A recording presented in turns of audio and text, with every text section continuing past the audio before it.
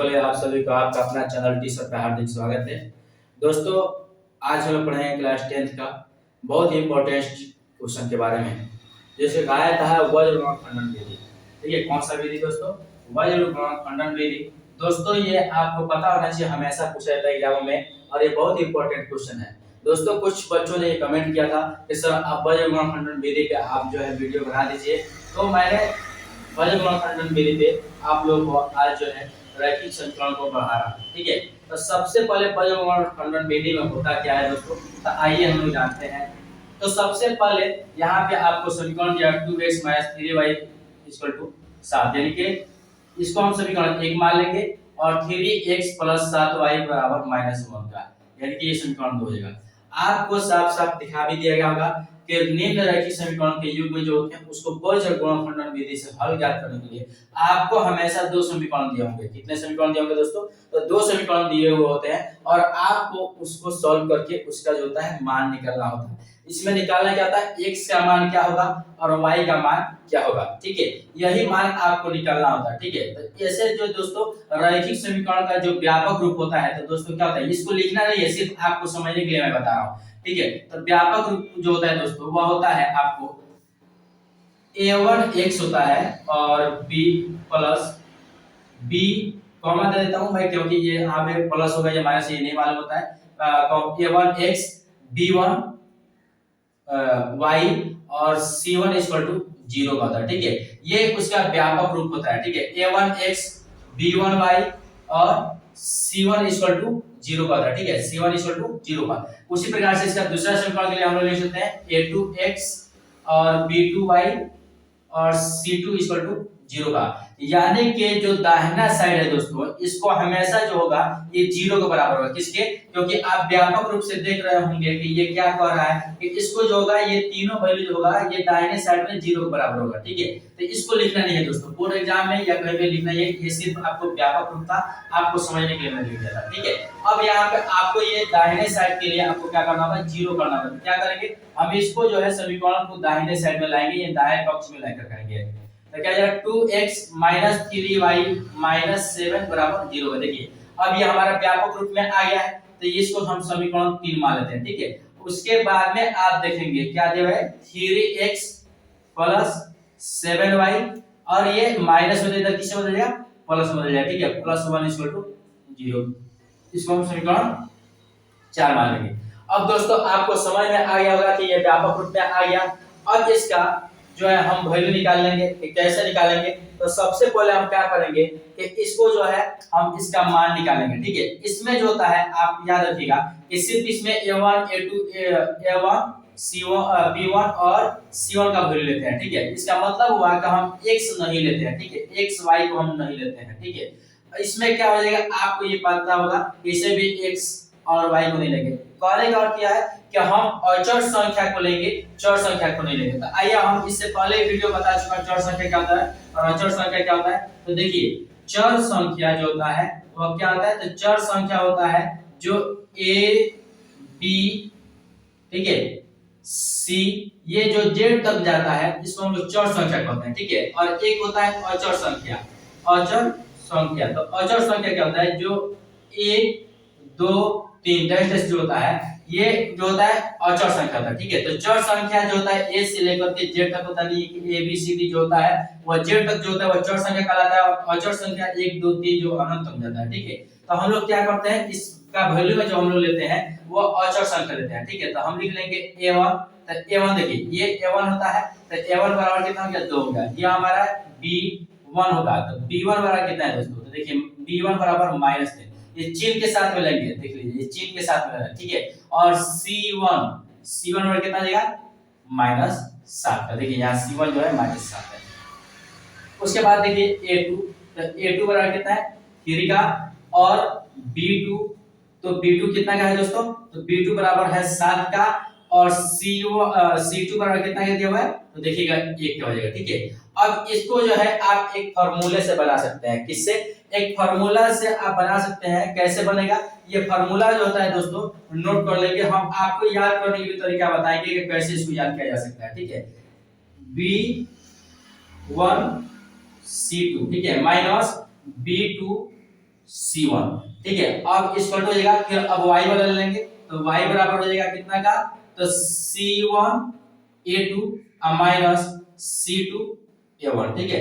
उसके बाद हम ले लेंगे इक्वल में, फिर ले लेंगे, अब देखिए 1 वाला ले लेंगे, 1 बाई क्या हो जाएगा, 1 by A1 B2 minus A2 B1, ठीक है। आप इसको ऐसे आसानी से भी याद कर सकते हैं, x y 1 तो रहेगा, b c, तो b c में क्या आएगा, पहले 1 b1 c2 यानी कि 1 2, ठीक है, b2 c1 यानी कि 2 1, bc आपको याद होगा तो आप यहाँ पे वैल्यू बैठा देंगे। उसी प्रकार से यहाँ पे ca याद होना चाहिए, ca जब याद होगा तो c1 1 2 यानी कि c2 1 2, ठीक है। इसका और भी हम रूप आपको बताएंगे याद करने के लिए, आप ऐसे भी याद कर सकते हैं। सिर्फ अगर BC याद होगा तो ये दोनों BC के साथ में रहेगा ना, और ये C जो है ये C वाले के साथ में रहेगा, और AB जो है AB वाले के साथ में। इसको ऐसे भी हम लोग BC 1 2 याद कर लेते हैं, 2 1 याद करते हैं, 1 2 2 1 1 2 2 1 भी याद कर लेते हैं, ठीक है। अब आइए हम इसका मान रखते हैं कि कैसे निकाल सकते हैं, तो मान कैसे रखेंगे, देखिएगा यहाँ पे x का x हो गया, ठीक है, और यहाँ पे देखिए b1 का है, तो b1 का देखेंगे भाई कितना दिया हुआ है, b1 जो है आपको 2 दिया हुआ है, ठीक है। अब देखेंगे फिर क्या दिया है c2, तो c2 का वैल्यू हम देखेंगे कितना दिया हुआ है, तो c2 का वैल्यू दोस्तों कितना है, तो b1 जो था कितना था, यहाँ पे देखिए दोस्तों -3 है, b1 कितना है, अब आपको हम दिखा देते हैं, ठीक है। b1 जो है यहाँ पे है, b1 बराबर दिया हुआ है -3 और इनटू, और क्या दिया है C2, तो C2 वैल्यू कितना है दोस्तों 1 है, तो मान लीजिए माइनस है फॉर्मूला में माइनस है। अब देखिए B2 का है, तो B2 का वैल्यू कितना है ये देखना है, तो B2 का वैल्यू है दोस्तों 7 यानी कि 7, B2 का वैल्यू कितना है 7 हो गया, ठीक है।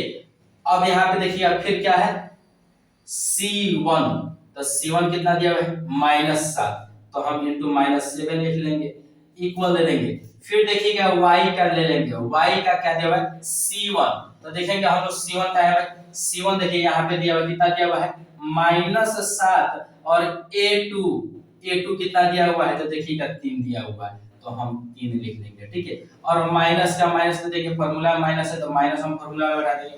अब का है C2, तो C2 का है भाई, C2 जो है 1 है, C2 कितना है 1 है, और फिर उसके बाद में इनटू, अब देखना है A1 कितना है, तो कितना है दोस्तों, तो 2 एक कम 2 दिया हुआ है, तो हम 2 लिख लेंगे, ठीक है। अब इक्वल टू दे देंगे कितना का 1 बाई A1, ठीक है, A1 दिया हुआ है, तो A1 कितना दिया था 2 दिया हुआ, हम 2 रख लेंगे, ठीक है। फिर इनटू B2, तो B2 वाले कितना है दोस्तों 7 है, तो 7 रख लेंगे, अब माइनस है तो माइनस दे देंगे। फिर क्या है A2 कितना है, तो A2 दिया है 3 इनटू B1, तो B1 कितना दिया है दोस्तों, तो देखिएगा कितना ये 3, कितना है 3। अब यहाँ पे देखिए हम क्या कर लेंगे इसको, फिर अब हम वैल्यू को चेंज देख लेते हैं कि उतना दिया कि नहीं। देखिए अब यहाँ पे वैल्यू देखना है, B1 कहाँ है, तो B1 कितना है भाई -3, तो -3 लिख लिए हैं। फिर क्या है C2, तो C2 का वैल्यू कितना है 1, तो मैंने 1 रख लिया, फार्मूला का -1 हो गया।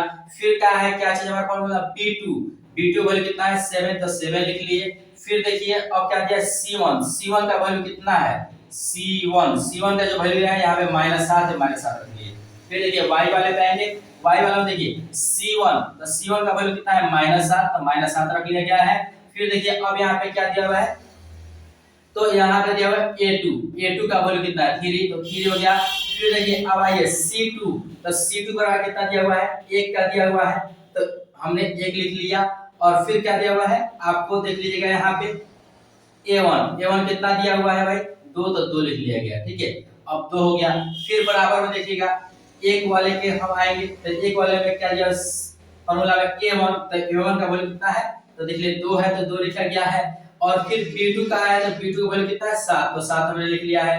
फिर देखिए यहाँ पे क्या दिया हुआ है, तो आपको दिया हुआ है A2 का वैल्यू कितना है, तो यहाँ पे देखिएगा 3 है। और फिर क्या है B1 का वैल्यू कितना है, तो दोस्तों यहाँ पे देखिए माइनस छूट गया, -3 हो गया, ठीक है। ये मिलाना बेहद जरूरी है, अगर इसमें गलती हो जाता है तो आपका सब क्या हो जाएगा, गलती हो जाएगा, ठीक है। अब यहाँ पे देखिएगा x बाई 3 1 जो 3, आप प्लस माइनस माइनस, अब देखिएगा 7 से माइनस में गुना करेंगे तो 7 7 49, ये प्रश्न बदल जाएगा, ठीक है। प्लस 49 हो गया, देख लीजिए यहाँ पे प्लस 49 हो गया। और बराबर यहाँ देखिए y वाला देखेंगे, y वाला 7 तिरका 21 कितना हो जाएगा भाई, 7 तिरका 21, तो हम लिखेंगे -21, क्योंकि C1 का वैल्यू माइनस था इसलिए माइनस होगा। 7 तिरका 21 और यहाँ पे देखिए 2 एकम 2, ठीक है, तो ये हो गया। अब बराबर में लिख लेंगे फिर 1 वाला 7 दूना 14, अब माइनस से माइनस वगैरह करेंगे तो प्लस हो जाएगा 3 तिहाई 9 हो जाएगा, ठीक है। अब इसका लाइए हम यहाँ पे वैल्यू बैठाते हैं, ठीक है। यहाँ पे हम वैल्यू बैठा देंगे, देखिएगा कितना आ रहा है, तो आपको देखिएगा x बाई, अब यहाँ पे 49 में से 3 को क्या कर लेंगे, माइनस कर लेंगे, तो 49 में से 23 को जो माइनस कर लेंगे तो कितना बच जाएगा मेरे पास, तो देखिएगा 46, कितना बचेगा हमारे पास 46, यानी कि 46 बच जाएगा, ठीक है। अब बराबर दे देंगे फिर, अब यहाँ पे जो है क्या था y है दोस्तों, तो y का वैल्यू हम लिख लेंगे y बाई कितना हो जाएगा, अब ये देखो दोनों माइनस में तो क्या जाएगा, दोनों जुड़ जाएगा -23 हो जाएगा, ठीक है। बराबर दे दिया, अब इसको फिर लेंगे 1 बाई कितना हो जाएगा, अब इसको दोनों का क्या कर लेंगे हम ऐड करेंगे तो कितना आ जाएगा 9 4 13 1 2 23 जाएगा, ठीक है। यानी इसका मतलब ये हुआ कि हम जब इसका वैल्यू निकालने जाएंगे तो x और y का मान निकालना है, तो x बाई 46 बराबर मान लेंगे 1 बाई 23 का, फिर मानेगा 1 बाई -23 इक्वल टू कितना का 1 बाई 23 का, ठीक है। अब यहाँ पे आप देख सकते हैं कि क्या हो जाएगा दोस्तों, तो x बाई 46 बराबर हो जाएगा 1 बाई 23 का, और फिर यह क्या हो जाएगा y बाई -23 बराबर हो जाएगा 1 बाई 23 का, ठीक है। अब यहाँ पे आपने लिख लिया, अब इससे क्रॉस मल्टीप्लाई करेंगे, देखिए तो x से करेंगे 23 से, या 23 x से करेंगे तो 23 x हो जाएगा, कितना जाएगा दोस्तों 23 x बराबर हो जाएगा 46 से कम 46 का। अब यहाँ पे देखिए y बराबर क्या हो जाएगा, तो 23 से y से 23 में गुणा करेंगे, देखिए यहाँ से क्रॉस मल्टीप्लाई करेंगे तो 23 से y में करेंगे तो क्या आ जाएगा 23y, और बराबर हो जाएगा 23 से कम 23 यानी कि -23, ठीक है। अब इधर ये गुणा वाला इधर किसी बदल जाता है भाग में, तो x बराबर क्या आ जाएगा 46 बाटा बाई 23, और यहाँ क्या हो जाएगा y इक्वल टू हो जाएगा दोस्तों कितना का, तो -23 बाई 23 का। अब इसको काट देंगे तो x बराबर क्या आएगा 2 और y बराबर क्या आएगा, तो देखिए 23 से कम 23 यानी कि -1 हो जाएगा। तो दोस्तों आई होप कि यह आपको समझ में आ गया होगा कि वज्र गुणनखंड विधि कैसे बनाते हैं, ठीक है। तो इसका जो है वज्र गुणनखंड विधि से बना लिया मैंने दोस्तों। इससे पहले विलोपन विधि और प्रतिस्थापन विधि को भी मैंने सॉल्व कर दिया है, तो आपको अगर विलोपन विधि और प्रतिस्थापन विधि भी आपको नहीं समझ में आता है तो आप वहां जाकर के हमारे लिंक पे यानी कि हमारे चैनल पे देख सकते हैं कि वहां पे कैसे क्या बनता है, यानी कि वज्र गुणनखंड विधि कैसे बनेगा, प्रतिस्थापन विधि कैसे बनेगा और विलोपन विधि कैसे बनेगा, ठीक है। अगर दोस्तों आपको यह वीडियो आपको अच्छा लगा हो तो चैनल को सब्सक्राइब करना ना भूलें और अपने दोस्तों के पास भी शेयर करने का